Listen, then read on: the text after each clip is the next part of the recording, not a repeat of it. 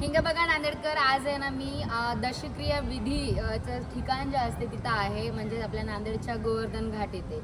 हे ठिकाण बघितल्यानंतर म्हणजे इतकं दुःख होतं आणि सुखही होतं. त्याचं कारण म्हणजे काय माहिती आहे का, माणसाला म्हणजे जीवनभरामध्ये जितक्या यातना होतात, जितके म्हणजे कष्ट भोगावे लागतात, त्या सगळ्यांपासून मोक्ष मिळण्याचं ठिकाण म्हणजे दशक्रिया विधीचं ठिकाण असतं. या ठिकाणी आपलीच माणसं येऊन आपल्याला म्हणजे सोडून जातात आणि आपल्याला सोडून जाण्यासाठी कितीतरी वेळी घाई करत असतात.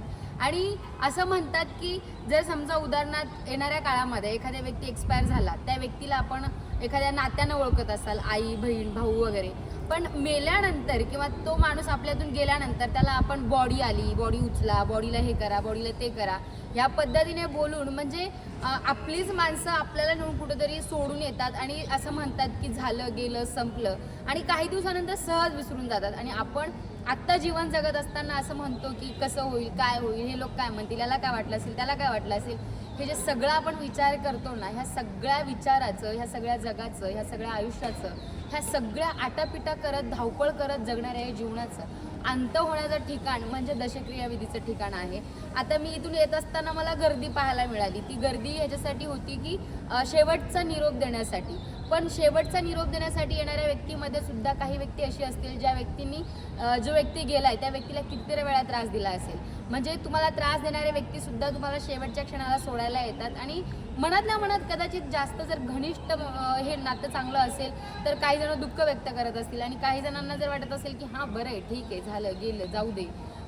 पण इथं प्रत्येकाच्या वेगवेगळ्या भावना असतात. आणि शेवटी आयुष्याचं त्रिकालवादी सत्य जे असतं ना, ते सत्य म्हणजे मरण असतं. आणि ते मरण इथं संपतं, इथं आयुष्य संपतं, आणि इथं माणूस पण संपतो, आणि माणुसकीसुद्धा संपते.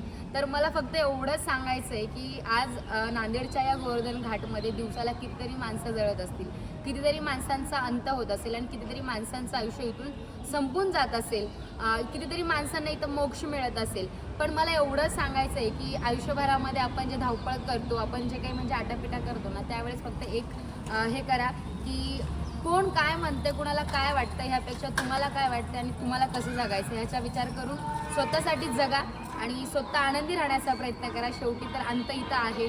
तर ह्या अंताची चिंता न करता अगदी आनंदात आयुष्य कसं जगता येईल याचा विचार करा. मला तरी एवढं कळालं आहे. तुम्हाला हा व्हिडिओ कसा वाटला नक्की सांगा. जाता जाता चॅनलला सबस्क्राईब करायला विसरू नका. नांदेडमधल्या वेगवेगळ्या ब्लॉग मी तुम्हाला दाखवणार आहे, आणि थोड्याशा ज्ञानाच्या गोष्टी आणि थोड्याशा मजेशीर गोष्टी मी तुम्हाला सांगणार आहे. तर आवर्जून सबस्क्राईब करा, लाईक करा, आणि व्हिडिओ आवडला असेल तर आवर्जून शेअर करा.